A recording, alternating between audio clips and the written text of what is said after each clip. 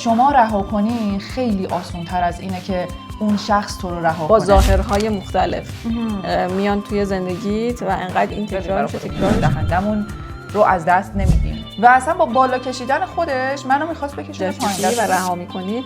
این حتی تو یک سری مقاطع باعث رشد فردیت میشه.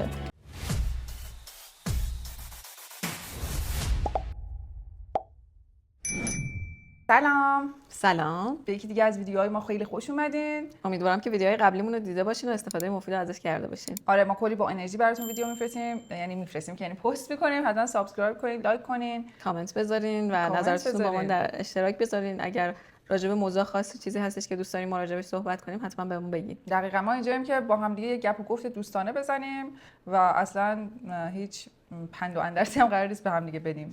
چیزایی که توی زندگی هست رو با هم دیگه صحبت می‌کنیم، میریم جلو. و تجربه‌هایی که ما داشتیم و خیلی برامون خوب بوده و مثبت بوده رو به شما میگیم که شما هم استفاده کنین و زندگیتون رو قشنگ‌تر کنین.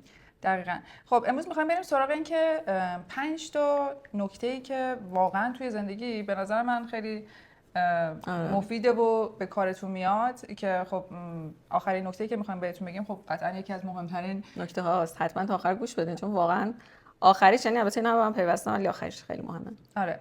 اولیش اینه که به نظر میاد قرار نیست بیاد نجاتت بده. نه؟ دقیقاً. خودت باید خودتو نجات بدی. یعنی اصلا خیلی بده که اینو کردن تو مغز ما، مخصوصا دخترها که انگار مثلا باید منتظر باشی یک شوهری بیاد مثلا تو رو بگیره که مثلا به اون چیزی که میخواهی برسی. نه پادشاه و اسب سفید. آره همون دقیقاً. تو اگر مثلا واقعا اون پادشاه رو میخوای خودت باید بری اون پرنسسه بشی.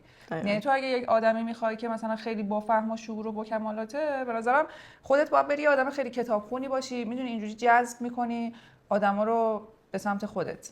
ببین ممکنه که مثلا حالا بگیم بعضیا هم من آدم مثلا خاصی نبودم ولی یارو اومده گرفتتشون و خیلی زندگی خوبی داشتن. ببین اولا که هم استثنان هم به نظرم اصلا اگر وارد زندگیش بشی اون شخص خوشحال نیست، یعنی حس خوبی نداره در کل. آره اصلا ببین به اینم اصلا تو بگو مثلا حس خوب هممون دور و برمون یکی رو داریم که مثلا میگیم نگاه کن شانس اینو ببین رفت فلان. آقا اصلا خودتون مقایسه نکن با کسی، اون اونجوری شده خب شانسش یهو زده همون شانس رو چسبیده.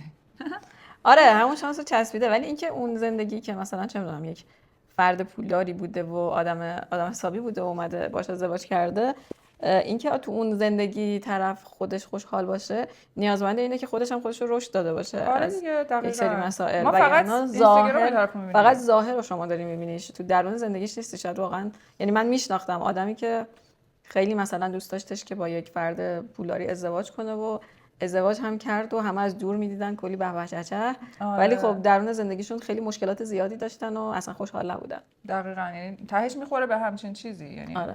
پس چه بهتر که خودمون رو نجات بدیم که اگر که کسی هم فکر کردیم که خب مثلا این آدم خوبیه که مثلا باهاش اوکی بشیم، اگه بعد مثلا چند سال دیدیم که اوکی نیست خب خیلی راحت ازش میتونیم جدا شیم چون ما دیگه یه فرد مستقلیم برای خودمون، نجات دهندمون رو از دست نمیدیم. بله اصلا در واقع نجات دهنده کسی نیست، نجات دهنده خود ماییم در کل که باید حواسمون همیشه به خودمون باشه. ببینید نگاه کن یه سری از آدما که میان توی زندگیمون حالا به اصطلاح بهشون میگن آدمای سمی. یعنی چی؟ یعنی باعث میشن که حالا احساساتتو سرکوب کنن، اعتماد به نفستو بگیرن.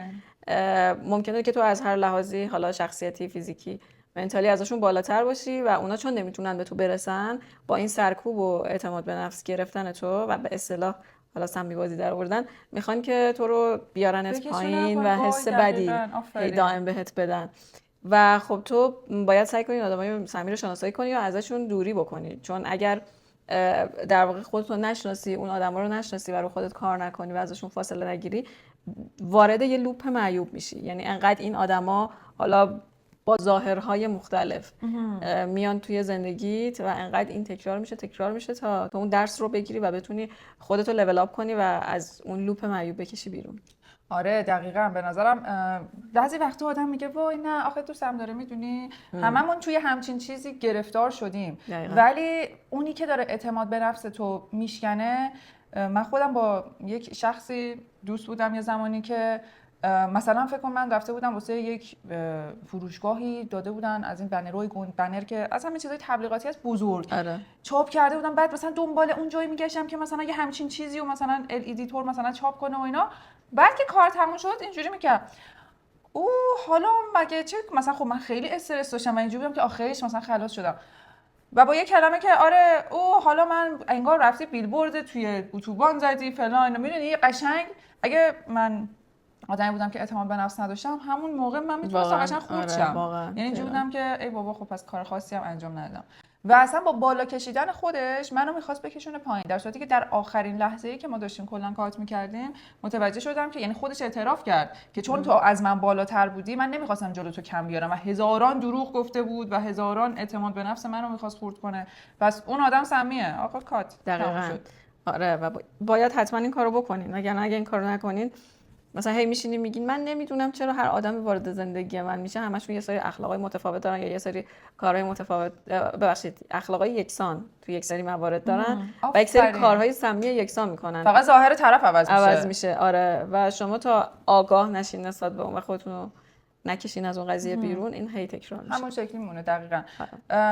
به نظرم اینو میتونیم بگیم سومین نکته است، این که پرستو گفت که دومی بود، سومی این میتونه باشه که هر کسی که میاد توی زندگیت میاد که یک درسی رو به تو بده. خب پس اون درس رو بگیر و برو. یک درس ممکنه بهت بده، نه دو اینکه شاید اومده یه کاری برات انجام بده. آقا مثلا شما دنبال یک کاری میگردی، مثلا میگم و با یک شخصی دوست میشی که از طریق اون شخص اصلا میری سر یک کاری، یا اصلا یه چیزی میخوای بخری که خیلی مثلا چیز مثلا مهمیه برات، حالا یا اصلا از طریق اون شخص با یه شخص دیگه آشنا میشی، دیگه اونو رها کن دیگه. اگر که دیدی به دردت نمیخوره اگه دیدی گزینه 2 راجع به این آدم صدق میکنه، آدم سمیه، نه که میگم آدم مثلا اوکی باشه همه رها کن، اگه دیدی آدم سمیه دیگه ولش کن. اون اومد کارشو انجام داد رفت، یعنی کائنات اونو فرستاد دان، خب بای.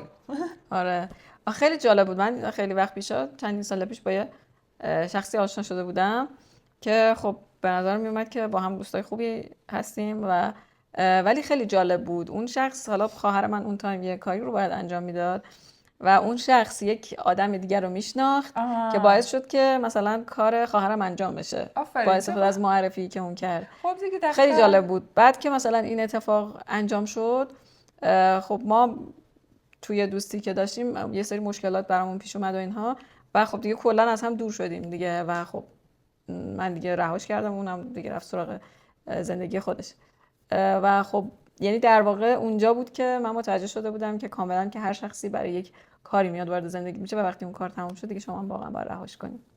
ببینید رها کردن اون آدم نشونه ضعفت نیست، چون ببین تو وقتی یک سری چیزا رو متوجهش میشی و رها میکنی این حتی تو یک سری مقاطع باعث رشد فردیت میشه. یعنی اصلا باید رها کردن رو یاد بگیریم. اصلا رها کردن خیلی مسئله مهمی، نباید بچسبیم به آدما. دقیقاً، چون ببین اگر که این در واقع گزینه 4 میشه که رها کردن رو یاد بگیریم. دقیقاً. چون اگر که رها کردن رو یاد نگیریم چقدر دیگه تو بگو اصلا هیچ کی هم رهات نمیکنه. مرگ نمیتونی جلو مرگ رو بگیری که بالاخره میدونی، یعنی باید این آمادگی رو کلاً داشته باشیم که هر چیزی رو رها کنیم. یه چیزی هم بگم، این که شما رها کنی خیلی آسان تر از اینه که اون شخص تو رو رها کنه. یعنی واقعا بذارید موقعی که میفهمید فرد سمیه، چون این آدمای سمی همین کارو میکنن، یا مثل سیریش میچسبن بهتون، هی کات میکنن، هی میان، هی کات میکنن، میدونی، هی دلتون رو میشکنن، هی دوباره میان دلتون رو به دست میارن. اگرم ولتون کنن دیگه نابود میشین. پس شما از نابودی خودت جلوگیری کن، تو زودتر اونو ول کن. همیشه کات کردن خیلی راحت تره تا اینکه اون باهات کات کنه.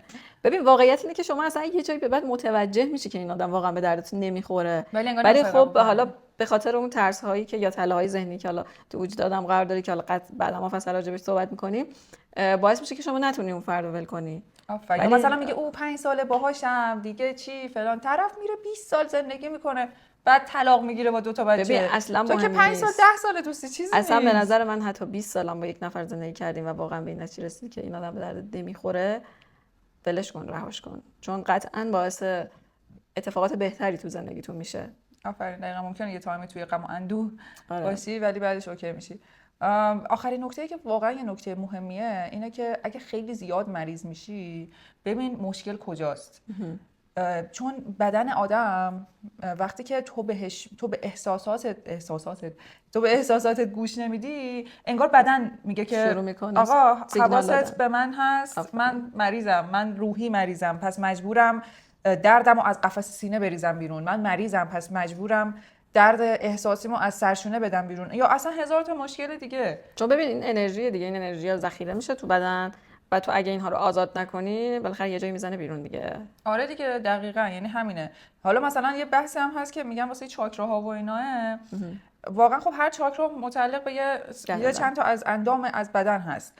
خب وقتی که اون بسته است، مثلا اون چاکرای اون قسمت بسته میشه، مثلا میگن بیماری ها، من خودم یه چند تا بیماری گرفتم که واقعا بعدش فکر میکردم که از بیمارستان اومده بودم، میگفتم واقعا انگار بدنم مثلا نمیخواسته با اون فرد باشه، برای همین مثلا از اون قسمت خودش رو ریخته بیرون در واقع.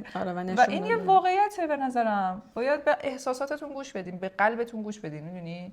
به بدنتون گوش بدین. بدن سراسر داخلش واقعا تماما موجودات زنده دارن فعالیت میکنن. دقیقاً. و اونها هم تک تک احساساتی رو که شما دارین اون درون دارن حس میکنن و خب چه بسا یک هوش فوق العاده ای هم درونشون هستش که هم سعی میکنن خودشون و هم شما رو نجات بدن از احساسات بد و اتفاقات بدی که داره براتون میفته. دقیقاً، چون بدن مثل یک کارخونه میمونه که خودش رو تعمیر میکنه. دقیقاً. پس اگر که واقعا خوب علاوه احساسی، میگن هر چی مریضی از اعصاب میاد، این واقعیت دیدی هر میری دکتر میگه از اعصابه، واقعا درست میگه. واقعا درست میگه. من برای مدتی فکر کردم که بابا اینا هیچی حالشون نیست، هی میری اصلا تو روحت خوشحال باشه، از لحاظ روحی و روانی و عصبی خوب و خوشحال باشی، تمومه، یعنی سالمی. البته ببین یه چیزی بگم، کاری نداریم که خب یه سری بیماری ها حالا ژنتیکیه و فلان و بسال این حرفا و به هر حال نیاز به درمان داره، ولی این حال خوب و انرژی خوب باعث میشه که شما پروسه درمانتون خیلی سریعتر اتفاق بیفته. آره دقیقاً. من مامانم رودهشو عمل کرده بود و دکتر اینجوری بود که خب خیلی هم امید نداشت که مثلا این روده پیوند بخوره، پیوند زده بود.